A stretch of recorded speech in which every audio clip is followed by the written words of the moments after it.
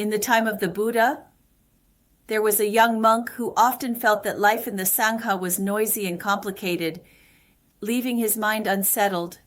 He thought, if I could leave these people and go deep into the mountains to meditate alone, then my mind would surely become pure and peaceful. So he went to ask the Buddha for permission.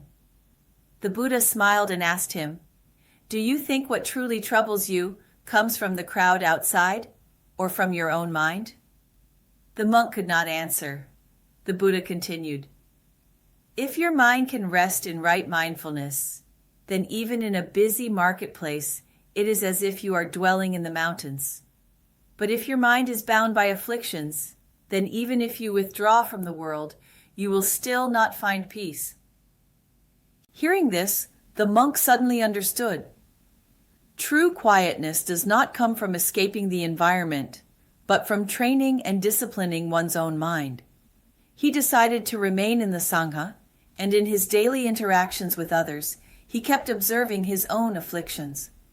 Gradually, his mind was no longer swayed by the outside world. The Buddha also gave another example. One day, a monk went to the river to fetch water, but someone had just walked through it, stirring up the mud so that the water became very muddy. No matter how hard he tried, he could not collect clean water. Helpless, he went back to report to the Buddha. The Buddha said, "Put down your bucket, sit by the riverbank, and wait." The monk followed his instructions. Sure enough, after a while the mud settled and the water became clear again. The Buddha said, "The mind is just like this.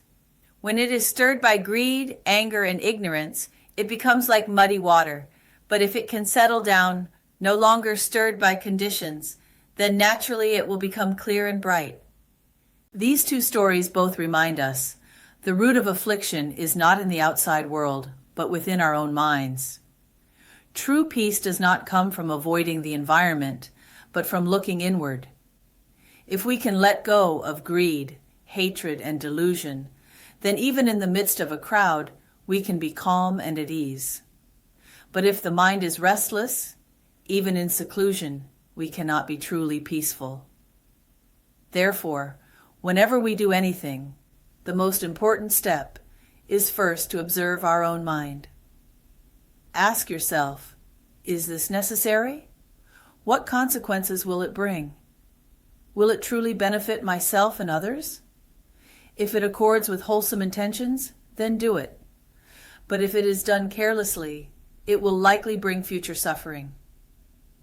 The Buddha reminds us, once the mind is calm and steady, our actions will also be steady and correct. In this way, we can find genuine peace and clarity in this impermanent world.